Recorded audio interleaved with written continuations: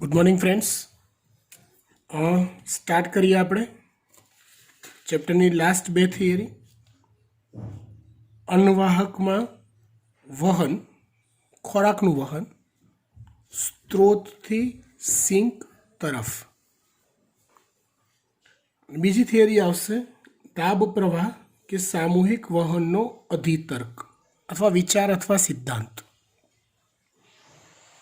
ટેક્સ્ટબુકમાં दाब प्रवाह के सामूहिक वहनનો જે અધિતર્ક છે એની ભાષા ઓકવર્ડ છે। સાદી ભાષામાં કહું તો અંગ્રેજીનું ગુજરાતી ટ્રાન્સલેશન કરેલું છે અને ભૂલવાળું ટ્રાન્સલેશન છે। એ સીધી રીતે કન્સેપ્ટ મગજમાં ઉતરે એવો નથી। એટલે અહીંયા મેં એની વાક્ય રચનાઓ સરળ બનાવી છે, સહેલી બનાવી છે, ખબર પડે એવી બનાવી છે। बराबर। बात करिए આપણે अन्नवाहकમાં વહન ખોરાકનું સ્ત્રોતથી સિંક તરફ। તો જુઓ, ખોરાકનું એટલે કે શર્કરાનું વહન अन्नवाहक પેશી દ્વારા મૂળ સ્ત્રોત કે ઉદ્ગમ સ્થાનેથી જરૂરિયાતવાળા પ્રદેશ કે સિંક તરફ થાય છે। થોડુંક ડિટેલ ડિસ્ક્રિપ્શન હું આપીશ તમને આની અંદર, વધુ સારી સમજણ પડે એટલે। તો જુઓ, સૌથી પહેલાં તો મૂળ સ્ત્રોત એટલે શું અથવા સ્ત્રોત એટલે શું? કે જ્યાં ખોરાકનો ઉદ્ભવ થતો હોય अथवा ज्यां एनु संश्लेषण थतुं होय।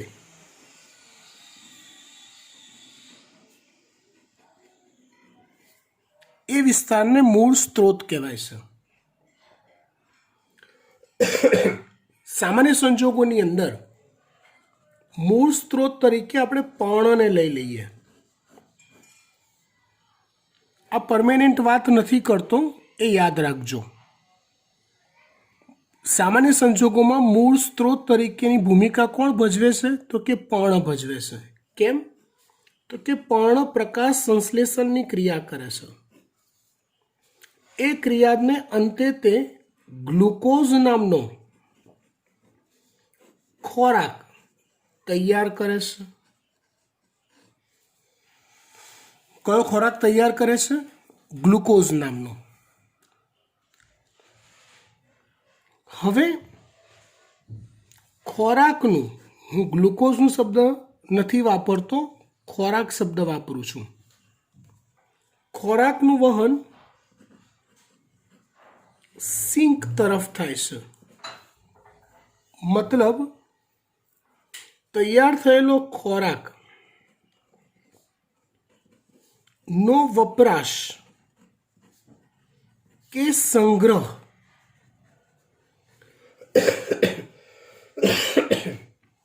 संग्रह माटे शब्द आपी शकाय एकत्रीकरण। तो खोराकनो वपराश के संग्रह करता भाग ने सिंक कहेवाय छे। अहींया सिंक तरीके आपणे कोने गणवुं पड़े? पर्ण सिवायना भागो એટલે પ્રકાંડ, મૂળ, આ ભાગોને સિંક કહેવાય છે। કારણ કે જો બેટા જીવંત રહેવું હોય તો દરેકે દરેક કોષોને એટીપી સ્વરૂપની ઉર્જા ઉત્પન્ન કરવી પડે છે અને એ ઉર્જાનો વપરાશ કરવો પડે છે। एटीपी स्वरूपनी ऊर्जा उत्पन्न करवा माटे दरेक कोषोए कोषीय श्वसन करवू पड़े छे। जे कोषीय श्वसन में ग्लूकोज नो वपराश थई एनु रूपांतरण एटीपी में थाय छे। समझो तो जे लोकोए ग्लूकोज नो वपराश करे छे, हाँ, अने एटीपी उत्पन्न करे छे अथवा વધારાના ખોરાકનો સંગ્રહ કરે છે એ ભાગોને સિંક કહેવાય છે. સમજી ગયા? પ્રકાશ સંશ્લેષણ દ્વારા તૈયાર થયેલો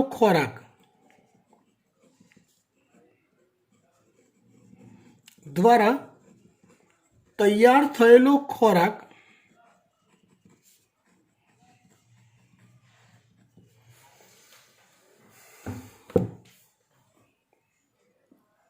એ વપરાશ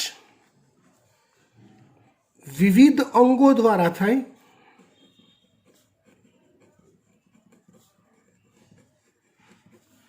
અને પછી એમાંથી જે ખોરાક બચે છે એ બચેલા ખોરાકનો સંગ્રહ મૂળમાં થાય છે. તો મૂળ અને બાકીના ભાગો એ સિંક કહેવાય. હવે એક સરસ વાત કહું જેનો કોઈ ઉલ્લેખ ચોપડીમાં નથી આપ્યો, પણ તમારા મગજમાં એ વસ્તુ ક્લિયર હોવી જોઈએ નીટ પર્પઝથી, કે થિયરીને જેન્યુઇન સમજવા માટે. સમજો બરાબર. પ્રકાશ સંશ્લેષણ દ્વારા ઉત્પન્ન થતો જે ખોરાક છે એ કયા સ્વરૂપનો હોય? તો કે ગ્લુકોઝ સ્વરૂપનો હોય. ગ્લુકોઝની ખાસિયત એ છે કે તે પાણીમાં દ્રાવ્ય છે, પણ રિડ્યુસિંગ શર્કરા છે. રિડ્યુસિંગ શર્કરા મતલબ સરળતાથી રાસાયણિક પ્રક્રિયાઓ દર્શાવતી હોય એવી શર્કરા. ફરીવાર, રિડ્યુસિંગ શર્કરા એટલે સરળતાથી રાસાયણિક પ્રક્રિયાઓ દર્શાવતી હોય એવી શર્કરા. ગ્લુકોઝ એવી શર્કરા છે અને પાણીમાં દ્રાવ્ય પણ છે.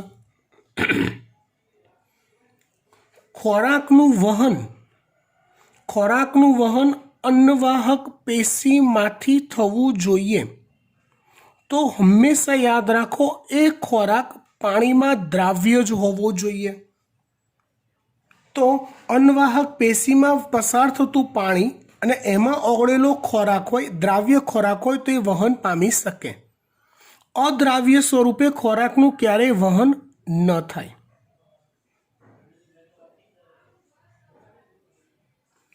ગ્લુકોઝ એ દ્રાવ્ય છે અને રિડ્યુસિંગ શર્કરા છે, રાસાયણિક પ્રક્રિયાઓ દર્શાવતી શર્કરા છે. એટલે ખોરાક ઉત્પન્ન થાય છે ગ્લુકોઝ સ્વરૂપે અને ખોરાકનો વપરાશ થાય છે. કોઈ અંગ ખોરાક વાપરે છે તો એ ગ્લુકોઝ સ્વરૂપે વાપરે છે અને એટીપી બનાવે છે. તો ગ્લુકોઝ એ ઉત્પન્ન થતું સ્વરૂપ છે અને ખોરાકનું કોષોમાં ખોરાક ગયો તે કયા સ્વરૂપે વપરાશે? તો કે ગ્લુકોઝ સ્વરૂપે વપરાશે.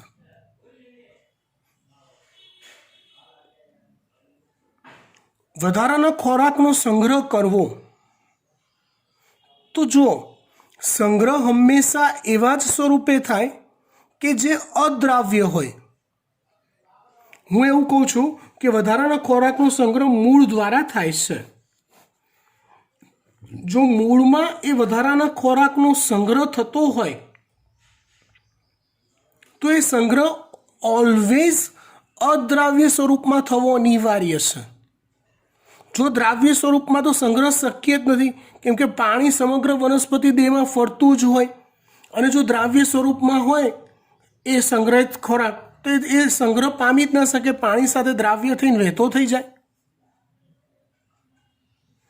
તો એવું અદ્રાવ્ય સ્વરૂપ જે છે શર્કરાનું એ છે સ્ટાર્ચ, જે સંગ્રહ સ્વરૂપ છે. એટલે વનસ્પતિનો કોઈ પણ ભાગ જો ખોરાકનો સંગ્રહ કરે છે મૂળ જેવો, તો એ સ્ટાર્ચ સ્વરૂપે કરે છે. કેમ? કેમ કે સ્ટાર્ચ એ પાણીમાં અદ્રાવ્ય શર્કરા છે અને નોન રિડ્યુસિંગ છે.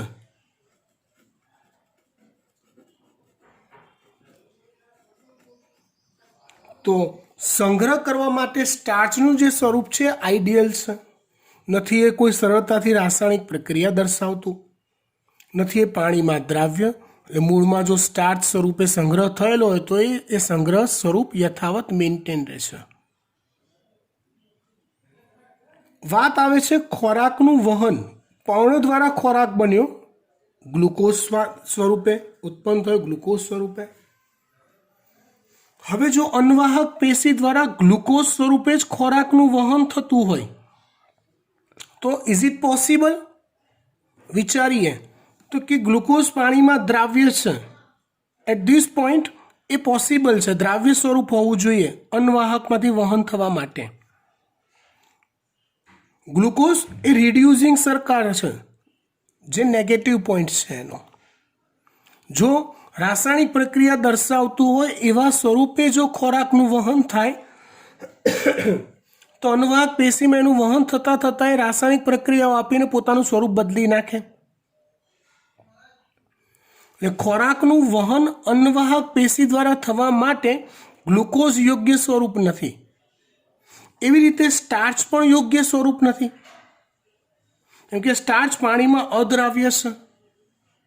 હા, સ્ટાર્ચ નોન રિડ્યુસિંગ છે, રાસાયણિક પ્રક્રિયા દર્શાવતો નથી, એ સ્ટાર્ચનો પ્લસ પોઈન્ટ છે, પણ એ પાણીમાં અદ્રાવ્ય છે. એટલે ખોરાકનું વહન અન્વાહક પેશી દ્વારા થવા માટે કેવું સ્વરૂપ હોવું જોઈએ? તો કે એવું સ્વરૂપ હોવું જોઈએ કે જે પાણીમાં દ્રાવ્ય પણ હોય અને નોન રિડ્યુસિંગ પણ હોય. એવું સ્વરૂપ જોઈએ કે જે પાણીમાં દ્રાવ્ય પણ હોય અને નોન રિડ્યુસિંગ પણ હોય. આવું સ્વરૂપ કોઈ છે? તો કે હા છે ને, સુક્રોઝ છે. કોણ છે? સુક્રોઝ છે, જ્યાં બંને ગુણ ધરાવે છે. એટલે અન્વાહક પેશી દ્વારા ખોરાકમાં થતું વહન હંમેશા સુક્રોઝ સ્વરૂપે થાય છે. આ વહન સ્વરૂપ છે. જરૂરિયાત અનુસાર શર્કરા પોતાનું સ્વરૂપ બદલે છે. લાઈક હું એમ પૂછું, પર્ણમાં પ્રકાશ સંશ્લેષણ દ્વારા ખોરાક બન્યો, શર્કરા બની, કયા સ્વરૂપે બની? તમે કહેશો ગ્લુકોઝ. સિંક તરફ વપરાશ કરતા કે સંગ્રહ કરતા અંગો તરફ એનું વહન થયું તો કયા સ્વરૂપે થશે? સુક્રોઝ સ્વરૂપે. પછી જો કોષોમાં પહોંચીને વપરાશ માટે ગયો તો પાછું સુક્રોઝ શેમાં ફેરવાશે? તો કે ગ્લુકોઝમાં. વપરાશ કરવાનો છે ને, તો ગ્લુકોઝમાં. અને પછી જો વધારાનો સુક્રોઝ બચ્યો જેનો સંગ્રહ કરવાનો થયો, તે સંગ્રહ કયા સ્વરૂપે થશે? સ્ટાર્ચ સ્વરૂપે થશે. એટલે મૂળમાં વધારાના ખોરાકનો સંગ્રહ કયા સ્વરૂપે થાય? સ્ટાર્ચ સ્વરૂપે. અન્વાહક પેશીમાં ખોરાકનું વહન કયા સ્વરૂપે થાય? સુક્રોઝ સ્વરૂપે. કોષોમાં પહોંચ્યા પછી એનું વપરાશ કયા સ્વરૂપે થાય? સુક્રોઝ સ્વરૂપે થાય, સોરી, ગ્લુકોઝ સ્વરૂપે થાય. એટલે આ વાત એ પરફેક્ટલી સમજ પડવી જરૂરી છે. આટલી વાત.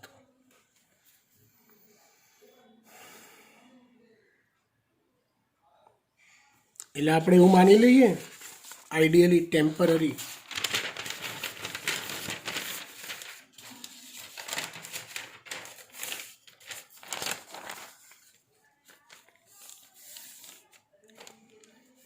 ધારો કે આ પ્રકાંડ છે,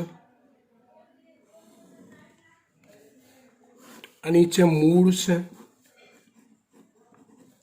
અને અહીંયા ડાળીઓ છે ને એમાંથી ધારો કે અહીંયા પર્ણ છે. પર્ણ એટલે પ્રકાશ સંશ્લેષણ દ્વારા ખોરાક બને છે પર્ણમાં ગ્લુકોઝ સ્વરૂપે. પછી પ્રકાંડમાં આવેલી અન્વાહક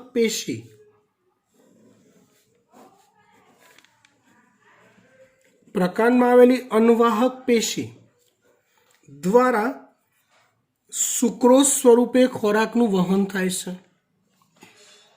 એ સુક્રોઝ જેમ જેમ જરૂર પડે તેમ તેમ વપરાતો જાય છે. એટલે સમજો, પર્ણોનો જથ્થો ઉપર વધારે હશે બરાબર.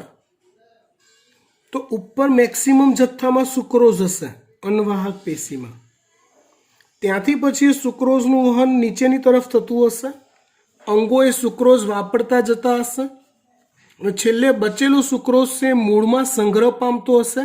કયા સ્વરૂપે? સ્ટાર્ચ સ્વરૂપે. એટલે આ થયું મૂળ સ્ત્રોતથી સિંક તરફનું વહન. સમજી ગયા? હવે પરિસ્થિતિ અનુસાર કે ઋતુ અનુસાર મૂળ સ્ત્રોત અને સિંકના સ્થાનની અદલા બદલી થાય છે. ધારો કે હું વાત કરું છું વસંત ઋતુની, એની શરૂઆતની, અથવા હું એવો ટાઈમ કહેવા માંગુ છું તમને કે જ્યારે વનસ્પતિનો ગ્રોથ સરસ થતો હોય. વનસ્પતિએ પર્ણો દ્વારા પ્રકાશ સંશ્લેષણ કર્યું, ગ્લુકોઝ બનાવ્યો, સુક્રોઝ સ્વરૂપમાં ફેરવાયો, અનવાહક પેશી દ્વારા વહન થયું, બધાએ સુક્રોઝ વાપર્યો, બચેલો સુક્રોઝ મૂળમાં ગયો, સ્ટાર્ચમાં ફેરવાયો, સંગ્રહ થયું. હવે ધારો કે વનસ્પતિમાં કોઈક નવી અગ્રકલિકા વિકાસ પામી રહી છે,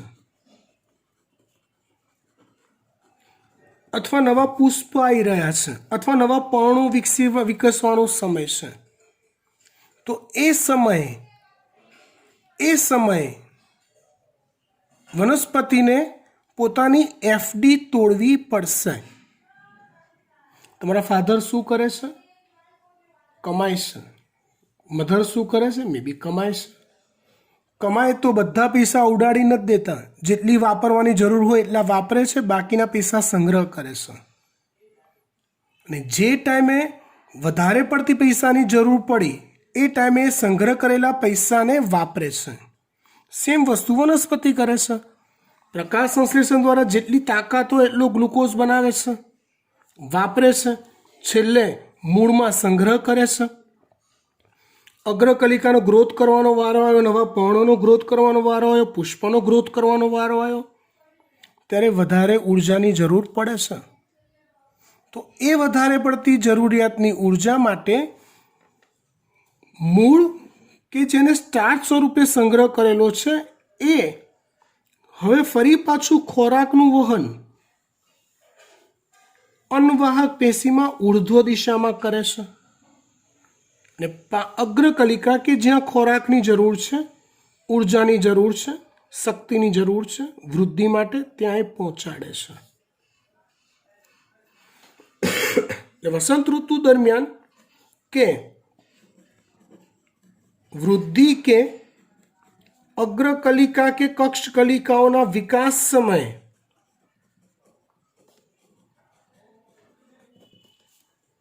મૂળ જે છે એ હવે સ્ત્રોત તરીકે વર્તે છે અને અગ્રકલિકા કે કલિકાઓ એ સિંક તરીકે વર્તે છે. એટલે કે અનવાહક પેશીમાં ઋતુ અનુસાર ઉપરથી નીચે તરફ તેમજ નીચેથી ઉપર તરફ એમ દ્વિદિશીય એટલે કે બંને દિશામાં ખોરાકનું વહન થાય છે. અનવાહક પેશીમાં દ્વિદિશીય ખોરાકનું વહન થાય છે. અનવાહક પેશીમાં દ્વિદિશીય બંને દિશામાં ખોરાકનું વહન થાય છે.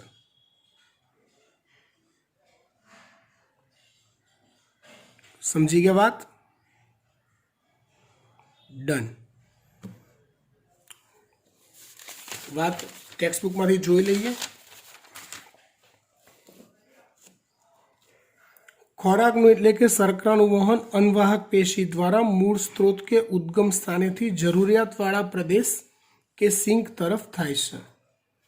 જ્યાં ખોરાકનું સંશ્લેષણ થાય તે ભાગને મૂળ સ્ત્રોત કહે છે અને જ્યાં ખોરાકનો વપરાશ થાય તે ભાગને સિંક કહે છે.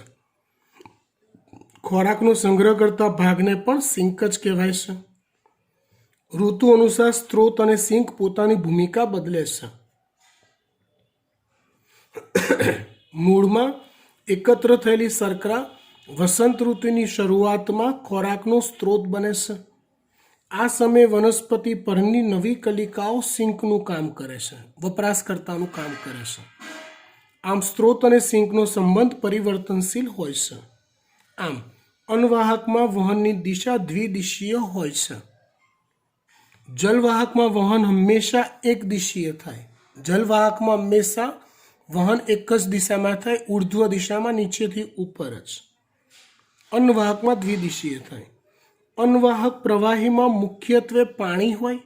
અન્નવાહક પેશીનું તમે અંદરનું પ્રવાહી કાઢો, તેમાં મુખ્યત્વે પાણી અને સુક્રોઝ હોય છે.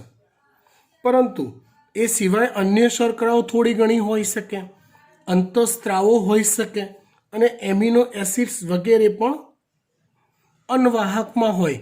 એના દ્વારા જ એનું સ્થળાંતરણ થતું હોય છે. એક ભાગથી બીજા ભાગ તરફનું વહન એના દ્વારા જ થતું હોય છે.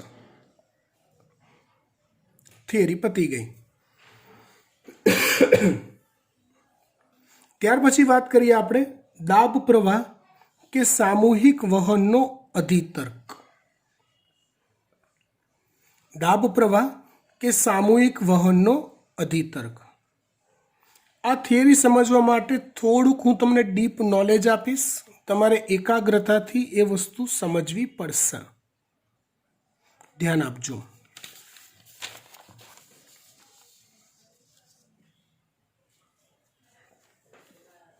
ધારો કે આમાં હું કોઈ પ્રકાંડનો આડો છેદ લઉં છું. જસ્ટ ફોર એક્ઝામ્પલ, પ્રકાંડનો આડો છેદ. તો આડો છેદ લઉં ને, તો આડા છેદમાં બહારની તરફ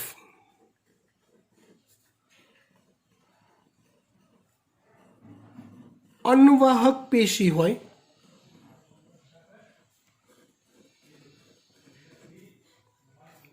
આ છે અન્નવાહક પેશી. અને અંદરની તરફ એની નજીકમાં જ જલવાહક પેશી હોય.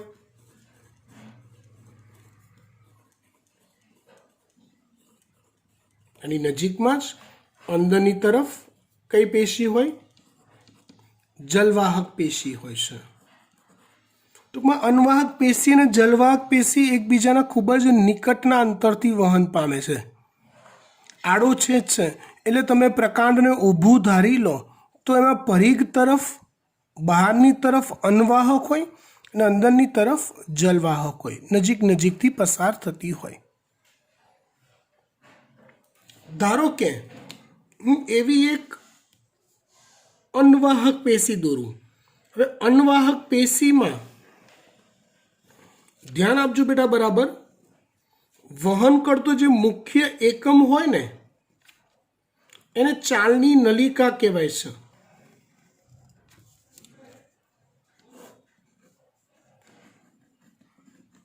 અન્નવાહક પેશી એનું વહન કરતો જે મુખ્ય એકમ, આ એ જ દોર્યું છે જેને ચાલની નલિકા કહેવાય છે.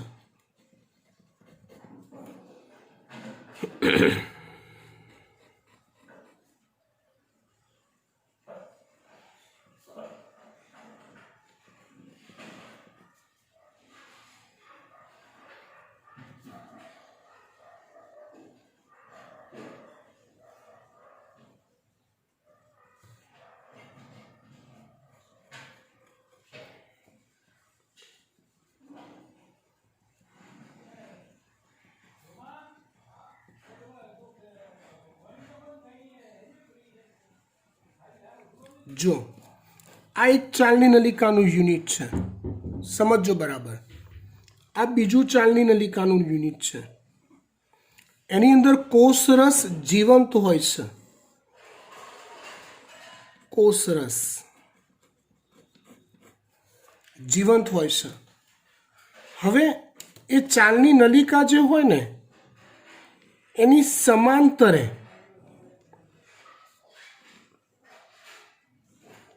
એક બાજુ કે બંને બાજુ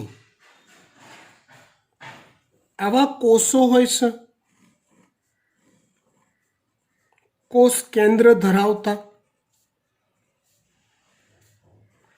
એ કોષોને સાથી કોષો કહેવાય છે.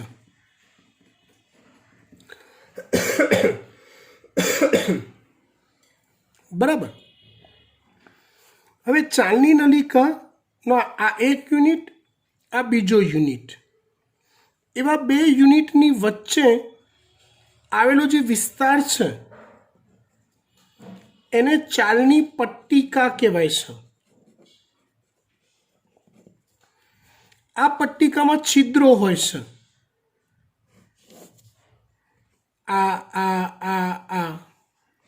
આ છિદ્રોને ચાલની છિદ્રો કહેવાય છે.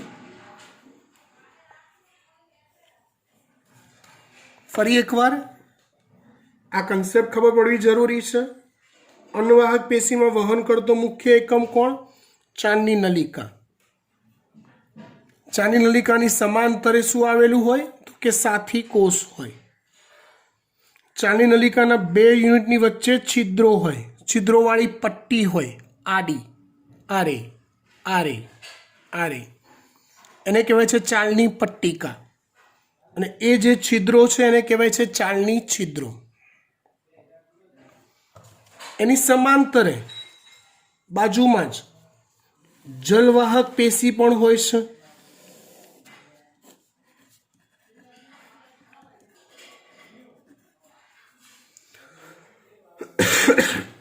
જો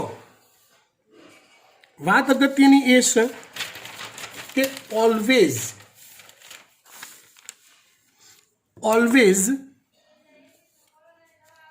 એવું જ હોય કે અન્નવાહક પેશીમાં આવેલું દ્રાવણ અધિસાંદ્ર હોય અને જલવાહક પેશીમાં આવેલું દ્રાવણ અધોસાંદ્ર હોય.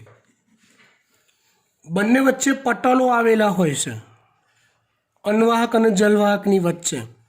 તો પટલો વચ્ચે આવી ભિન્ન સાંદ્રતા ધરાવતા દ્રાવણો હોય તેમની વચ્ચે આશ્રુતિની ક્રિયા થાય. એટલે નિયમ પ્રમાણે આશ્રુતિની ક્રિયા અધોસાંદ્રથી અધિસાંદ્ર તરફ થાય છે. એટલે આશ્રુતિની ક્રિયા અહીં જલવાહક પેશીથી અન્નવાહક પેશી તરફ થાય છે. એટલે પાણીનું વહન, પાણી સદાય માટે જલવાહક પેશીથી અન્નવાહક પેશી તરફ વહન પામતું હોય છે સતત. હું વાત કરવા જઈ રહ્યો છું દાબ પ્રવાહની અથવા સામૂહિક વહનની. પેલા બંને શબ્દોના વ્યક્તિગત અર્થ સમજાઈ દઉં.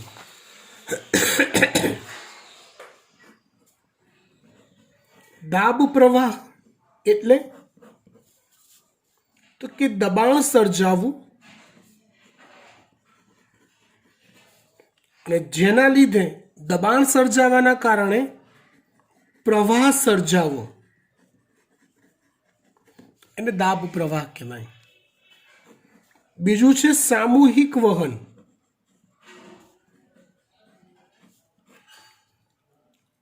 એટલે શું? તો કે પાણીનું ચોક્કસ દિશામાં વહન થવું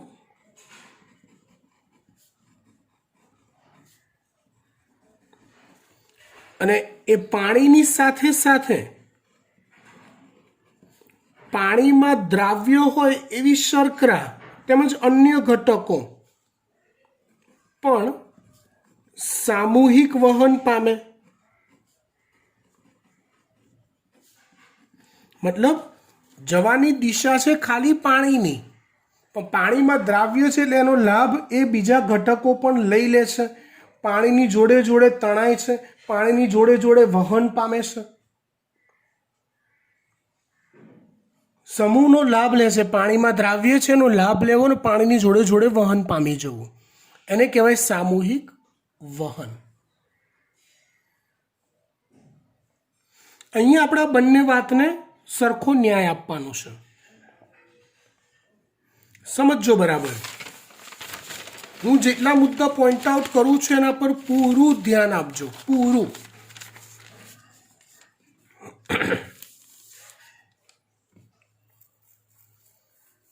જો બેટા, આ ચાલની નલિકા છે, આ મૂળ સ્ત્રોતનો એટલે ઉપરનો વિસ્તાર હશે, ખોરાક બનાવતો વિસ્તાર, નીચે બધા વાપરનારા અને છેલ્લે સંગ્રહ કરવા વાળા, અને નીચેની તરફની દિશા છે સિંકની દિશા હશે. હવે મૂળ સ્ત્રોત એટલે કે પર્ણો ઉપર હશે, અહીંયા એટલે ગ્લુકોઝ બનવાની એટલે કે સુક્રોઝમાં રૂપાંતરણ થવાની મોટા ભાગની ક્રિયા પર્ણોમાં થતી હશે, ઉપરના ભાગોમાં. એટલે અન્વાહક પેશીનો જે ઉપરનો વિસ્તાર છે એમાં સુક્રોઝનું પ્રમાણ વધારે હશે નીચેના વિસ્તાર કરતા. કેમ? ઉપર બધા પર્ણો હોય એ બધા ગ્લુકોઝમાંથી સુક્રોઝ બનાવીને અન્વાહકમાં ઠાલવ્યા કરે, નીચે તો બધા વાપરતા અંગો છે. જેમ જેમ એ સુક્રોઝ નીચેની તરફ ઉતરતો જાય પાણીની સાથે સાથે તેમ તેમ તો તે વપરાતો જવાનો છે, એટલે નીચેના દ્રાવણમાં સુક્રોઝનું પ્રમાણ ઓછું આવવાનું છે. Is it right? સમજો બરાબર. સૌથી પહેલા શું થાય તો સ્ટેપ નંબર 1, પર્ણ દ્વારા તૈયાર થયેલો ગ્લુકોઝ એ સુક્રોઝમાં ફેરવાય છે, ત્યાંથી તે સાથી કોષોમાં આવે છે. સાથી કોષોમાંથી સક્રિય વહન દ્વારા ઢાળની વિરુદ્ધ દિશા બનતી હશે, માટે સક્રિય વહન દ્વારા તે સુક્રોઝ ચાલની નલિકામાં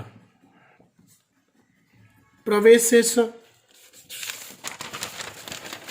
મતલબ પર્ણ દ્વારા પ્રકાશ સંશ્લેષણ થતું હશે અને ગ્લુકોઝ પછી સુક્રોઝ બની પહેલા સાથી કોષોમાં આવતું હશે, અને સાથી કોષોમાંથી સક્રિય વહન દ્વારા તે ચાલની નલિકામાં પ્રવેશતો હશે.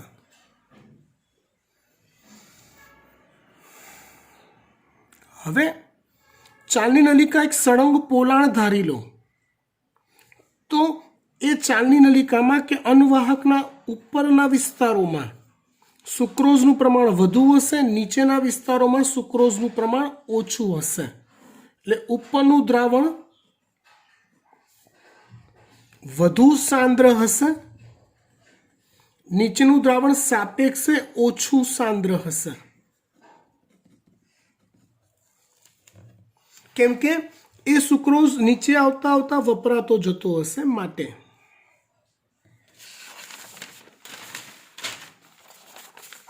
સ્ટેપ નંબર 2,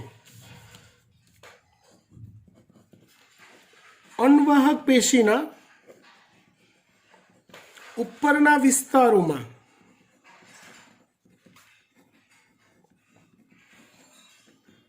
સુક્રોઝનું પ્રમાણ વધુ હશે, એટલે સાંદ્ર દ્રાવણ હશે, અને અન્વાહક પેશીના નીચેના વિસ્તારોમાં સુક્રોઝનું પ્રમાણ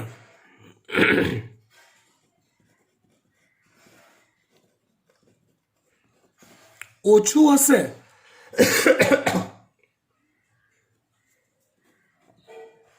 એટલે સાપેક્ષે મંદ દ્રાવણ હશે. જો આશ્રુતિની વાત જે હોય ને દીકરા એ હંમેશા પટલ પર આધારિત હોય. આગળ વાત કરીએ એમ જલવાહકમાંથી સતત પાણી અનવાહકમાં આવે છે આશ્રુતિના નિયમ પ્રમાણે. તો વિચારો તો અનવાહકમાં પાણીની પ્રવેશની ક્રિયા એ ઉપરના વિસ્તારોમાં વધુ થતી હશે કે નીચેના વિસ્તારોમાં? તો તમે કહેશો કે સાહેબ ઓલવેઝ જુઓ જલવાહક કરતાં અનવાહકનું દ્રાવણ સાંદ્ર, પણ એ સાંદ્રતાનો તફાવત અહીંયા વધુ હશે, સાંદ્રતાનો તફાવત નીચે ઓછો હશે. એટલે વાક્ય રચના હું વાપરું છું સ્ટેપ નંબર 3ની.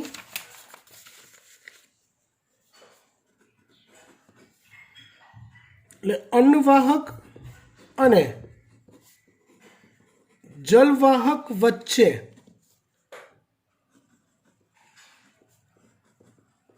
અનવાહકના ઉપરના વિસ્તારોમાં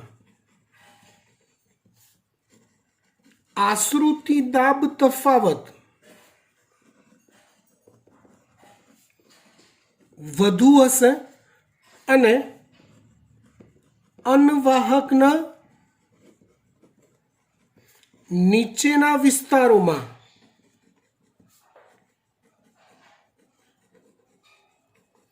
આશ્રુતિ દાબ તફાવત ઓછો હશે. માટે જલવાહકમાંથી આશ્રુતિ દ્વારા અનવાહકમાં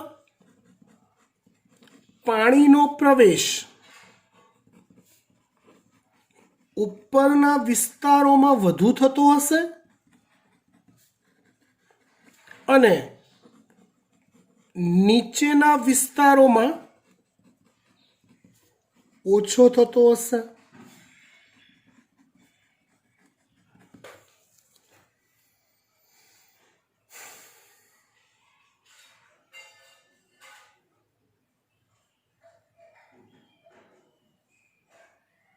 એટલે એટલે એટલે એવું કેવું તો કે એવું ઉપર પાણી વધુ પ્રવેશ્યું જલવાહકમાંથી, નીચે પાણી ઓછું પ્રવેશ્યું. સમજો હવે અનવાહક તો સળંગ પોલાણ છે, પટલો નથી, વચ્ચે પટલો નથી. એટલે હું પાણીની વાત કરું તો અનવાહકના ચાલની નલિકાના ઉપરના વિસ્તારોમાં પાણી વધુ, નીચેના વિસ્તારોમાં પાણી ઓછું. એટલે પાણી પોતાના વધુ પ્રમાણથી ઓછા પ્રમાણ તરફ વહી જાય છે. રાઈટ. અહીંયા હું મંદ સાંદ્રની વાત નહીં કરી શકું કેમ કે વચ્ચે પટલો નથી, સળંગ પોલાણ છે બેટા. પાણી જલવાહકમાંથી અનવાહકમાં આવવાની ક્રિયા ઉપર વધુ થઈ, નીચે ઓછી થઈ. એટલે પાણી ઉપર વધારે છે, નીચે ઓછું છે. એટલે પાણી વધુથી ઓછા તરફ વહન પામે છે. એટલે પાણીની સાથે સાથે દ્રાવ્ય સુક્રોઝ પણ વહન પામી જાય છે અને સામૂહિક વહન કહે છે.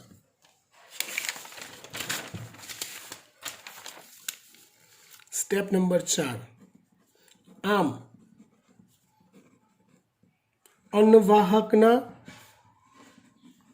ઉપરના વિસ્તારોમાં એટલે કે સ્ત્રોત તરફના વિસ્તારોમાં પાણી વધુ અને સિંક તરફના વિસ્તારોમાં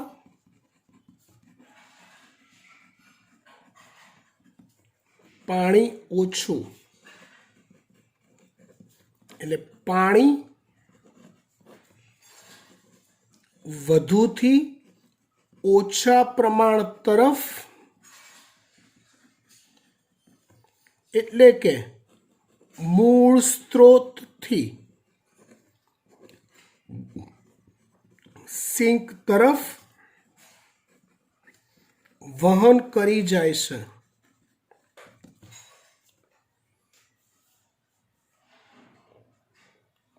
પરિણામે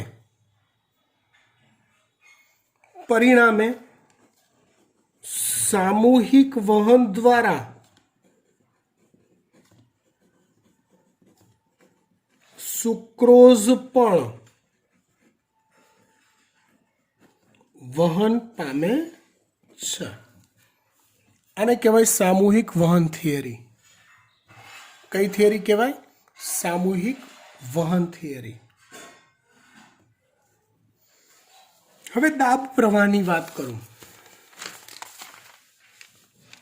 તો પાણી જ્યારે ઉપરથી નીચે તરફ ફોર્સથી જતું હોય ત્યારે સુક્રોઝ બી જતો હોય. ત્યાં એ ફોર્સમાં જ વચ્ચે રોડા નાખે અથવા અવરોધ ઊભો કરે છે ચાલની પટ્ટિકા. સૂક્ષ્મ છિદ્રો છે જ્યાં કોષરસ તંતુઓ આવેલા હોય ને એવા સૂક્ષ્મ કોષરસ તંતુઓમાંથી વહન કરવાનું હોય. અહીંથી ફોર્સથી પાણી જાય અને સાલું અહીંયા અવરોધો હોય એટલે ચાલની પટ્ટિકાના વિસ્તારમાં એ જે પ્રવાહ વહન પામતો હોય ને એમાં દબાણ સર્જાય. ઓબ્વિયસલી ઇનપુટ કરતાં આઉટપુટ સાંકડું થયું એટલે પુષ્કળ દબાણ સર્જાવાનું. અને દબાણ સર્જાય ને એટલે દબાણની અસરથી દ્રાવણ બહારની તરફ પ્રસરતું જાય. આ રીતે દરેક ચાલની પટ્ટિકા પાસેથી દ્રાવણ આ રીતે બહારની તરફ પ્રસરતું જાય છે. દ્રાવણ એટલે સુક્રોઝ અને પાણી. તો સુક્રોઝ એ બહાર ગયો તો બહારના અંગો વાપરી ખાશે અને પાણી ફરી પાછું જલવાહક પેશીમાં પ્રવેશ કરે છે. સુક્રોઝ આજુબાજુના અંગો વાપરી ખાય છે અને પાણી ફરી પાછું જલવાહકમાં પ્રવેશ કરે છે. આ છે દાબ પ્રવાહ. લખીએ આપણે.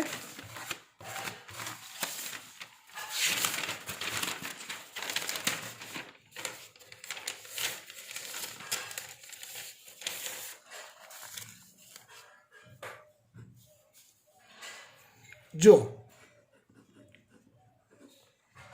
ચાલની પટ્ટિકા પાસે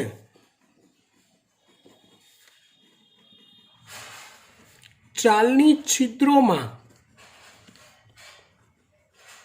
સૂક્ષ્મ કોષરસ તંતુઓ આવેલા હોય છે.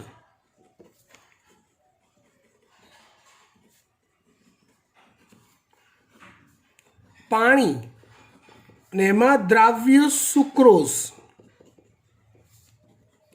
તેમાંથી પસાર થાય ત્યારે પુષ્કળ દબાણ સર્જાય છે જેને દાબ પ્રવાહ કહેવાય છે. એ દબાણના કારણે ચાલની નલિકામાંથી દ્રાવણ દબાણના કારણે ચાલની નલિકામાંથી દ્રાવણ બહારની તરફ પ્રસરે છે જેમાંથી સુક્રોઝ પેશીઓમાં કોષોમાં વપરાશ માટે જાય છે અને પાણી પાછું જલવાહકમાં પ્રવેશે છે. પાણી પાછું જલવાહકમાં પ્રવેશ કરે છે અને દાબ પ્રવાહ કહેવાય છે. આમ મૂળ સ્ત્રોતથી સિંક તરફ વહન બી થાય અને જુદા જુદા અંગો તરફ વપરાશ બી થાય. એ બંને કન્સેપ્ટને સંતોષ મળે છે દાબ પ્રવાહ દ્વારા. હવે એક પ્રયોગ જોવાનો છે કે અનવાહક પેશી દ્વારા શું ખરેખર ખોરાકનું વહન થાય છે કે તમે દે કરો છો. તે પ્રયોગ સિમ્પલ છે. ધારો કે આ કોઈ મોટું પ્રકાંડ કે વૃક્ષ છે. અગાઉ કીધું એમ અનવાહક પેશી પરિઘ તરફ આવેલી છે. તમે એ પ્રકાંડમાં એક વલય બનાવો છો, એને કાપો છો. ધારો કે એવી રીતે કાપો છો ક્યાં સુધી? તો કેટલા અનવાહક પેશીવાળો ભાગ કપાઈ ના જાય ત્યાં સુધી. આ રીતે એટલે પ્રકાંડની આઉટર સાઈડ હું કાપું, આમ પ્રકાંડ ધારી લો આમ, હા, અને એની આઉટર સાઈડ હું કાપતો જાઉં ક્યાં સુધી? અનવાહક પેશીવાળો ભાગ કપાઈ ના જાય ત્યાં સુધી. કોઈ એક જગ્યાએથી આવો વલય પાડી દઉં ગોળ કાપેલો, ત્યાં હું અટકી જાઉં.